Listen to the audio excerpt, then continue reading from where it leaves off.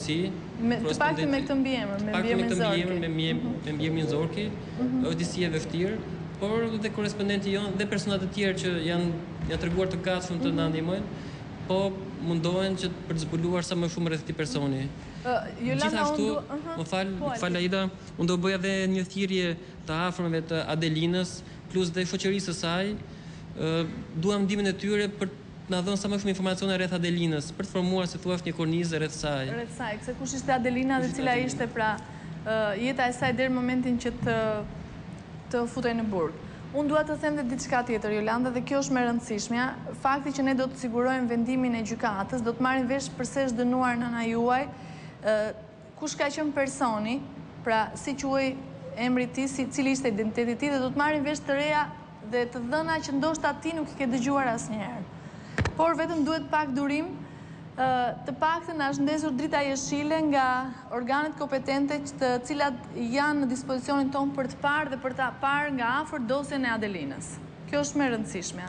Nëse ne marrim vesh identitetin e tij të plot, atëherë do të jemi më të qartë aty ku do të kërkojmë në Rusi. Kjo është më e rëndësishmja. Nga ana tjetër dua të them, sepse në këtë moment nuk mund të bëjmë dot një lidhje me korrespondenten tonë në Rusi, por kërkimet kanë vazhduar dhe dua të them se me mbiemrin Zorki ka persona në Rusi me mbiemrin Zorki, gjithsesi ajo është duke kërkuar nëpër zonat e ndryshme për të marrë vesh nëse dikush nga këta persona ka vizituar ndonjëherë Shqipërinë. Më kupton, është diçka vërtet duket shumë e vështirë në pamjen e parë, por nëse ne do të kemi identitetin e tij të plotë, atëherë do të dimë ku të kërkojmë. Këto janë ato që donim të thoshim natën e sotme. Në lidhje me informacionet, Seda, pak më përpara është bërë një telefonat, ka qenë në lidhje me historinë e Jolandës, po? Po, Aida, kemi marrë një informacion për është një zonjë e cila dinte diçka rreth kësaj historie, na ka dhënë një informacion, por mendoj për ta verifikuar dhe më pas për ta bërë publike. Pasi kjo zonë na ka dhënë disa emra të disa personave të cilët mendohet se e ka njohur babain e Jolandës. Babain e Jolandës, po. Nuk e dim nëse është vërtet ky person apo jo, por gjithsesi do ta verifikojmë. Altin, ka diçka tjetër? Këtë doja më shumë që të afërmit e Adelinës na telefonojnë dhe të japin të dhënat. Të dhënat rreth saj. Eda, ka pas diçka tjetër? Po. Aida, duke bashkangjitur atyre që thatë ju, kërkimet për rastin e Jolanda Kalacit janë zhvilluar në 2 shtete, si në Shqipëri dhe në shtetin rus, duke pohuar tu që po marrin shumë zhvillime dhe puna po bëhet intensivisht si nga ana e vullnetarëve tanë, si nga ana e stafit të gazetarëve. Gjithashtu doja të thoja që jemi tashmë në pritje të dosjes e cila po verifikohet në gjykatë në rreth Tiranë. Ndërkohë një thirrje shkon atyre personave të cilët kanë njohur Jolandën apo Adelinën apo kanë dëgjuar rreth historisë së saj të kontaktojnë numrat të telefonit dhe të pohojnë rreth identitetit të personit të cilët i dihet vetëm mbiemri Zorki. Sepse do ndihmoni shumë në çështjen e Jolanda Kalacit, duke ndihmuar atë të bashkohet me babain e saj.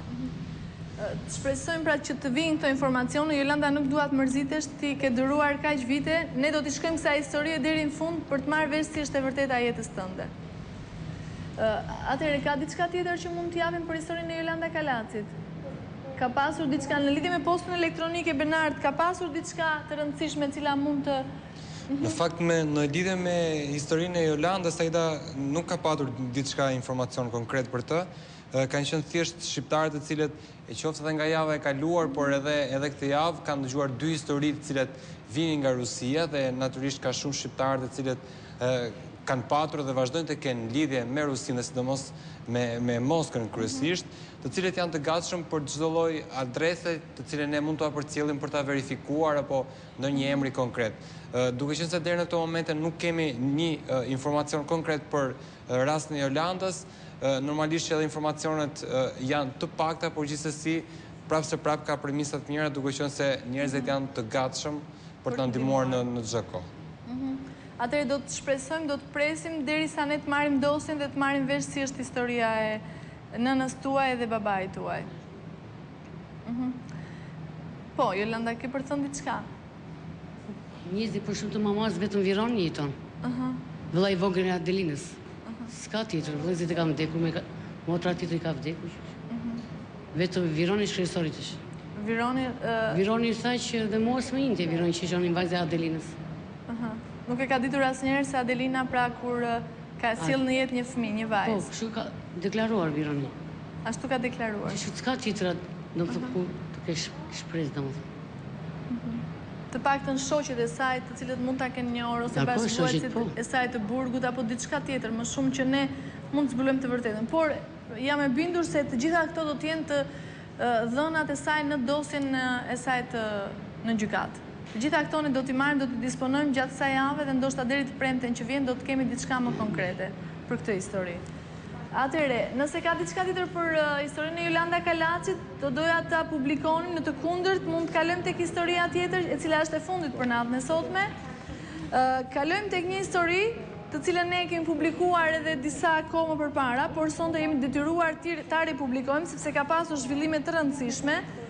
Bet fjalë për një ironi fati dhe pikërisht për Fation Varvaricën, i cili ka ardhur përpara disa kohësh në emisionin ton, ka trokitur për të kërkuar babain e tij biologjik. Pak a shumë është një histori e cila ngjason me atë të Jolandës, sepse ne nuk kemi pasur asnjë të dhënë për babain e tij biologjik. Dua të them se Fationi pra ka qenë një fëmijë i birësuar, ai vetë ka gjetur nënën e tij, por fatkeqësisht kur e ka gjetur nënën, ajo kishte 6 muaj e cila ishte larguar nga jeta dhe kjo ka qenë arsyeja për të kërkuar babain e tij biologjik. Por më mirë do t'ishte të rikujtonim historinë e Fation Varvaricës, të nënës së tij dhe kërkimet e tij për babain dhe kthehemi me një studio të japim të rejat e fundit.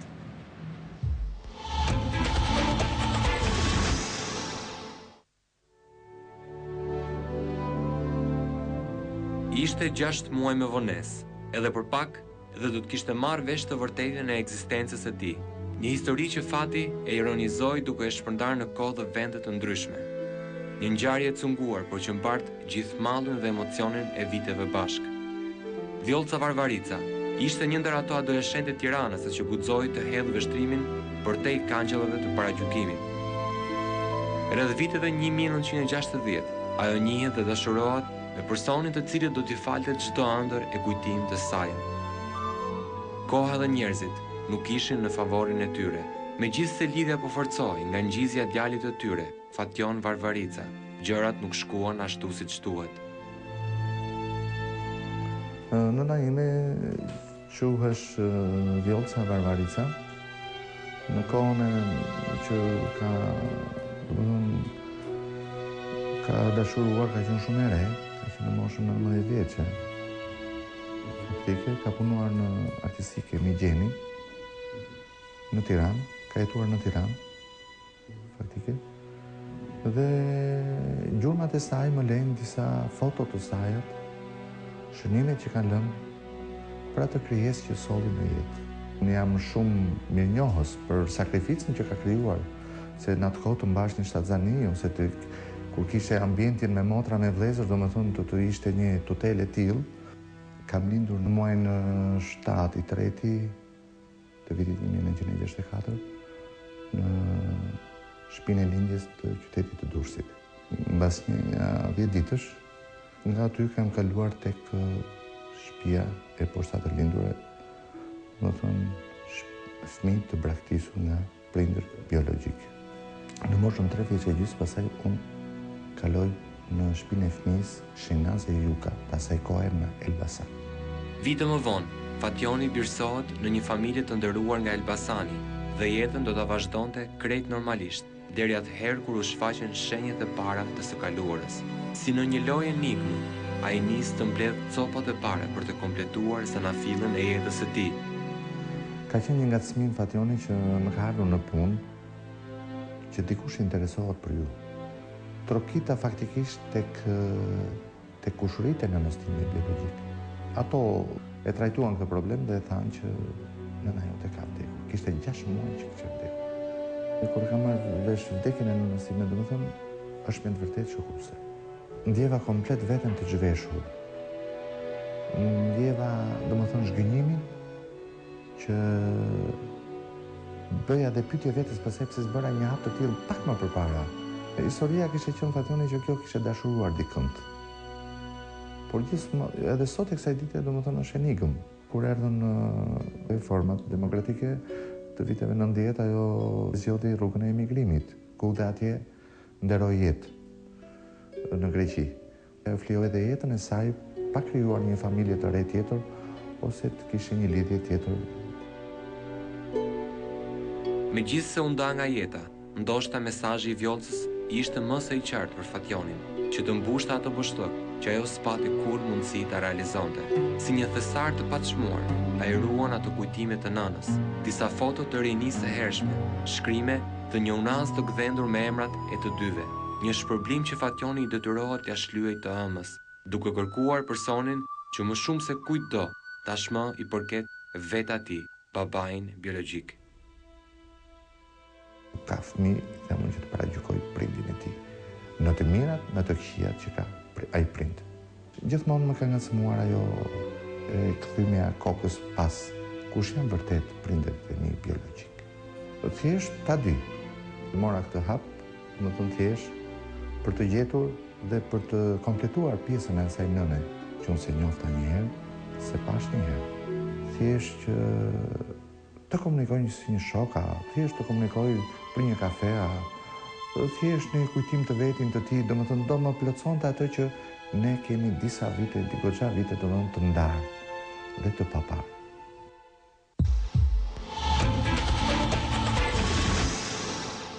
Pra, kjo ishte historia e Fation Varvaricës dhe mesazhi që ai i dërgon babait të tij biologjik. Gjithsesi, dua t'ju them se gjatë gjithë kësaj kohe stafi emisionit Njerëz të Humbur ka bërë verifikime, kërkime, kemi pasur shumë telefonata dhe informacione, të gjitha këto janë verifikuar dhe jemi përqendruar në një pistë shumë të rëndësishme, në të cilën mendojmë se jemi në rrugë të drejtë për gjetjen e babait të tij biologjik. Por unë përpara se t'i jap fjalën Bernardit për të bërë një përmbledhje të atyre informacioneve dhe ku jemi përqendruar, doja të kalonim pikërisht e kemi në linjë telefonike zotin Fation Varvarica, i cili në këtë moment do të dëshiron pra t'i dërgojë një mesazh babait të tij biologjik, cila është arsyeja pse ai e kërkon. Atëre e kemi Fationin? Linja numër 1 regjia. Mirëmbrëma Fation, përshëndetje. Mirëmëngjesi më mirë. Fation, nuk e kemi, ka rënë linja, atër do doja të më bënit një lidhje me Fationin, ndërkohë Bernard, derisa ne të bëjmë lidhje me Fationin, mirë do t'ishte pra t'japim cilat kanë qenë verifikimet dhe kërkimet që ne kemi bërë gjatë kësaj kohe në lidhje me historinë e babait biologjik pra të Fation Varvaricës. Pajta atër unë mund të them datën e lindjes për të gjitha ata cilët e dëgjojnë për herë të parë dhe janë të interesuar, data 7 mars i vitit 1964, datë në cilën Fationi ka ardhur në jetë nga e jëma e tij zonja Vjollca, e cila tashmë nuk jeton, dhe babait të cilin ai është duke e kërkuar nëpërmjet emisionit Njerëz të Humbur. Duhet të thënë se që nga koha kur ne kemi publikuar për herë të parë dhe deri në këtë moment ka patur shumë informacione për këtë rast, ka patur pra sugjerime nga personat të cilët kanë jetuar dhe kanë punuar me të jomën e Fationit, të cilët kanë sugjeruar pra personat të cilët mund të jenë babai biologjik i Fationit. Do të thonë se ne jemi shumë afër gjetjes së tij, duke qenë se kemi kontaktuar me një numër të madh personash të cilët kanë punuar me Vjollcën atë kohë në ishte artistike në Migjeni dhe kemi ndoshta një emërues të përbashkët ku shumë veta theksojnë se babai biologjik i Fationit quhej Aleksandër. Ne kemi edhe një emër mbiemër të saktë, por gjithsesi për të ruajtur anonimatin e tij, për të ruajtur privatësinë e zotërisë deri në momentin kur do verifikoj gjithçka dhe ai ndoshta do ta pohoj me gojën e vet se është babai i Fationit, mbetet pra për të publikuar vetëm emrin që është Aleksandër.